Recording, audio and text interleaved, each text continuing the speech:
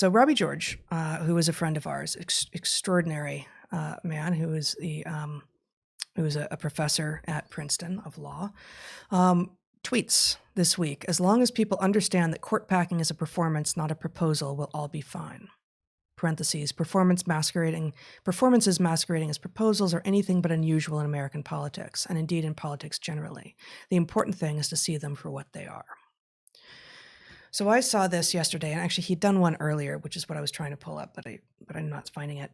And I breathed a sigh of relief, and I was like, oh boy, if anyone knows, it's Professor George, and I sure hope he's right. And I made contact with him to see on what basis he was making that claim. And we got on the phone with him yesterday and spoke with him for a while. And I don't, neither of us. Robbie George is a constitutional scholar, and we are not. But in very brief, and you will correct me as I make errors, and then we apologize for any errors that remain. The Constitution only mentions the Supreme Court. Congress needs to create all the other courts. So the only court mentioned by the Constitution is the Supreme Court. The other courts are implied. Their existence is implied, it says, and other courts as may be necessary or something. I think that's right. Lines. Yep. The Supreme Court has explicit jurisdiction in conflicts between states and between foreign ministers, but does not have roving jurisdiction in all things of the states. And the original number of Supreme Court justices was not specified by the Constitution. Congress had to decide that, and they could have chosen anything. They could have chosen 1, they could have chosen 800, they could have chosen anything. They chose 5. There was no building for the Supreme Court at first. They were itinerant. They rode circuit around the country doing what they did. When in Washington, they met in the Congress, but often they rode circuit, which meant they went out to the other judicial circuits and made rulings apparently in pubs and saloons and businesses.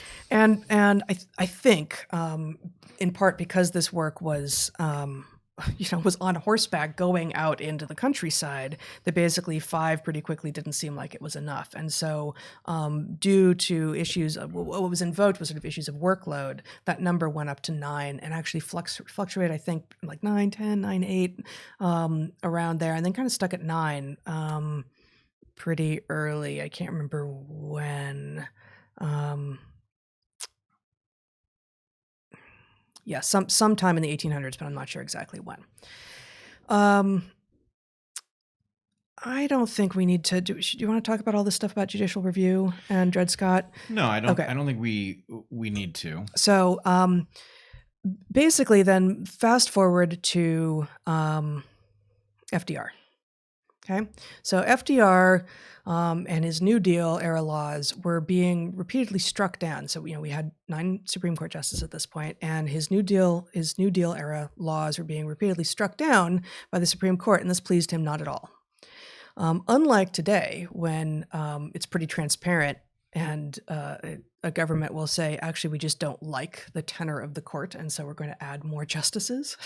The explanation for why FDR felt that there were more justices needed was that work is very demanding, and the justices are very old, and so we're going to make new spots in the court for everyone over 70 and a half years old, 70 and 6 months, who's on the court, and that turns out to have been 6 of them.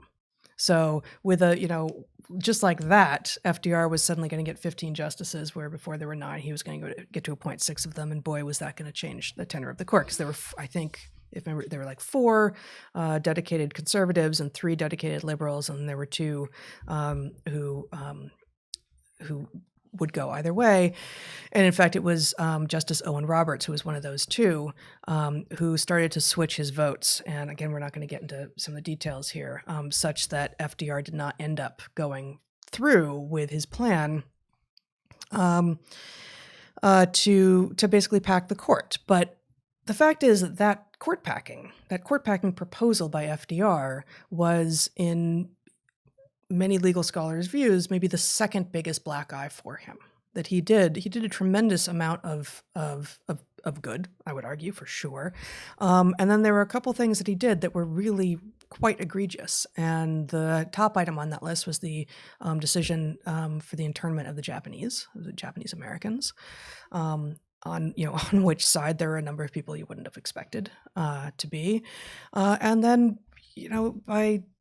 by Professor George's estimations and apparently other legal scholars as well, this attempt to pack the court was really the second most egregious thing that FDR did, because it would be the end of judicial independence. If any president can do that, then you do not have an independent judiciary, and that's the end. That's the end of our system of governance. The end, because it will create a arms race in which each new administration adds members to the court to change its decision making. Effectively, it makes it a subordinate of the executive branch, and so that's the danger we're in here. This is part of why some of us are so alarmed to hear this proposal. It's not that this wasn't floated at the end of the Trump administration as something that as a proposal during the election, right, by Biden, but to hear it actually offered as a policy shift is jarring. And I must say, I also had the reaction, I was very troubled in hearing that they would seek new seats on the Supreme Court. And I was very relieved and surprised to hear Robbie George say that he thought this was never going to happen. Yeah, his position was basically, everyone in Congress knows this history that I just told you. Yeah. And there will be a lot of performative stuff going on, and people will trade votes behind the scenes in order to be able to say that they did or they did not vote for this thing. But he's a conservative, so I think he said something like, even the Democrats know that this would be the end of judicial independence and therefore cannot happen. Well, the Democrats know, and a few Democrats in Congress are too smart to let it happen. Mm-hmm. That doesn't mean that there aren't Democrats who would do this. There certainly are, but the point is you need all the Democrats to support this proposal, and there are enough Democrats who understand the hazard of this and do not, both would prevent it because it's the right thing to do, and also don't want responsibility for destroying the independence of the judiciary, and so they won't. And so Professor George's point was the vote might end up being close because, to the extent that people know it's going to fail, they can get in and signal for free, but that it will fail. And he said he could be wrong, but that he doesn't. But that this looks like a proposal that is being offered for virtue signaling value and not as a serious proposal, and that you can tell because, in part, the committee that has been established to look into this is both too large to function. He said we as academics would recognize this pattern. I think he said it has 36 people on it. Right. I remember being co-chair of a committee to find a new provost, which the president of the college, not George Bridges, put 17 people on. And I was like, you just don't want us to succeed. What is wrong with you? Right. This one has 36 people. And so Dr. George said, look, it's too big. They made a committee that can't work. Mm-hmm. And what's more, they put conservatives on it. And not only did they put conservatives, but they didn't put brain dead conservatives. They put smart conservatives on there. So anyway, they've set it up to fail, which, okay, if that's true, it's a despicable proposal. But we can breathe a sigh of relief that it's not actually going to happen. Yeah. And so let's see. So we're going to get caricatured as right-wingers who want a conservative court. And we're citing a conservative law professor in order to support our contention that this would be a bad idea. How do you deal with the caricature? Or do you just not? No. Well, I'm in a tough spot here. I have a feeling you are too, but that's why I bring it up. I will speak for myself. I am concerned about the number of important properties which govern us, some of which are official governance properties like the executive branch and the Congress, but others unofficially govern us, Silicon Valley, for example.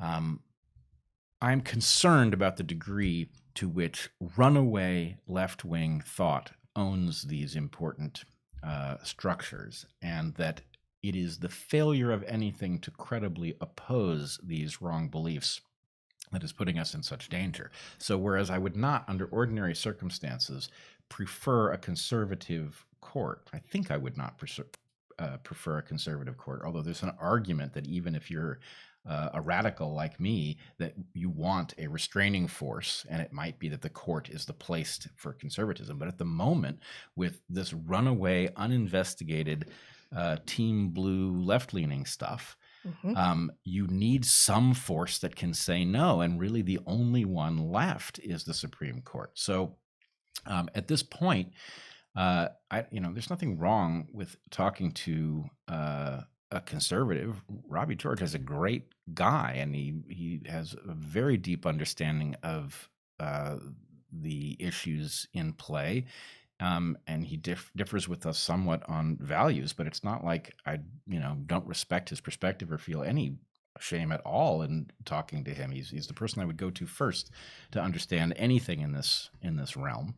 But it is also the case that the court packing proposal is dangerous. The idea that it is a remedy is preposterous, right? It is nakedly political. And at this moment, if we have, if there was ever an argument for a conservative court, this is the moment that we need such a thing.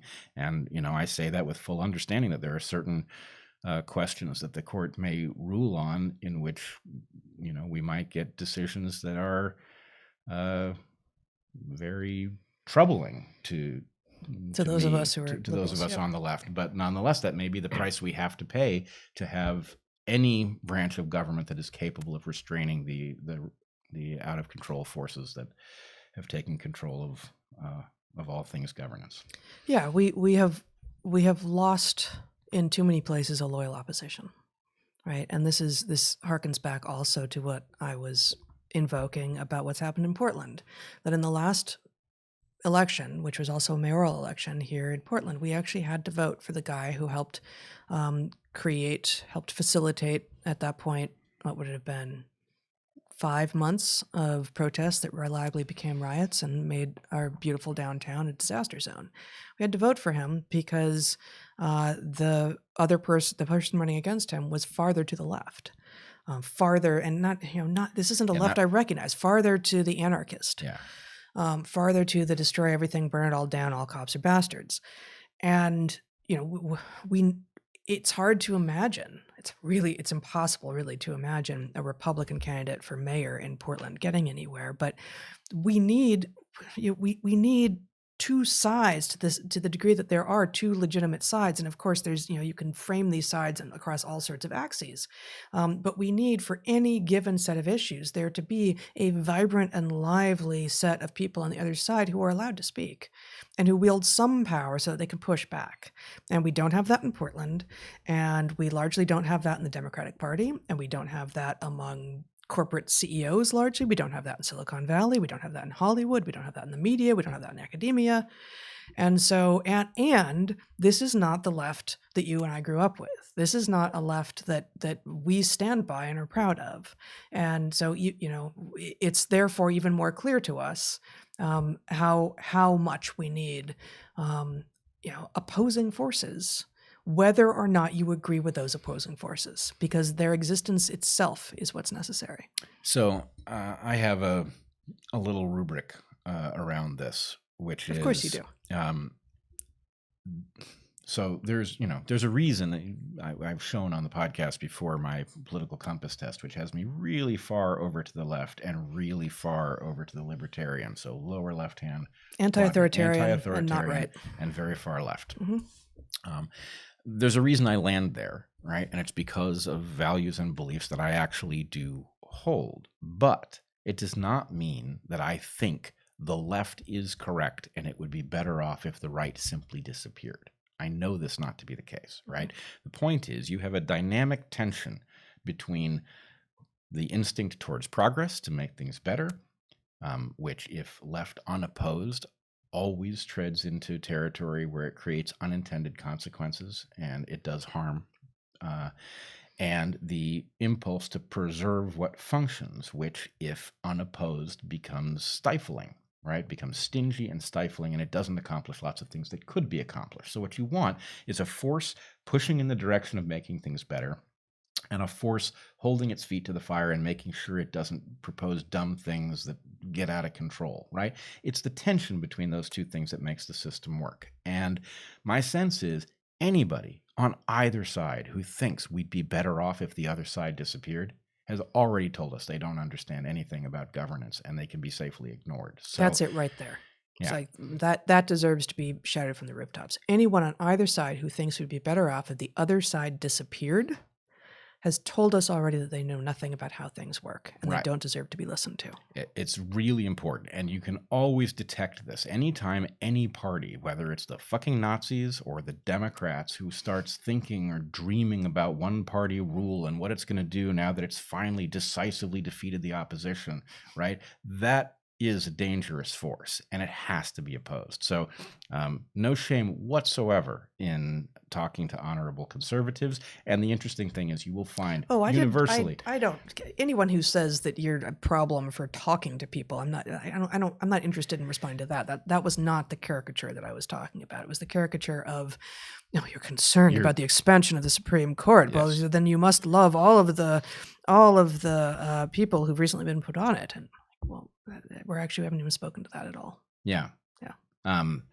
Yeah. So in any case, people on both sides who get it recognize the importance of the tension. And I would just say the final capstone on this is, this is me speaking in riddles, I guess, but I'm a liberal who wants to live in a society so good that I get to be a conservative.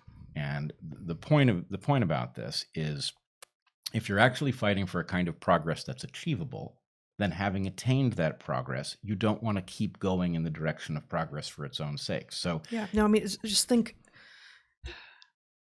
Many people on the left think they're environmentalists, and another word for an environmentalist is a conservationist.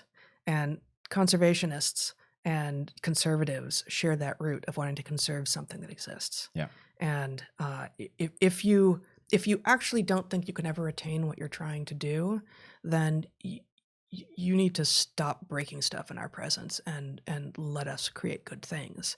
And if you really think that the good things that exist are not worth conserving, then what universe are we in?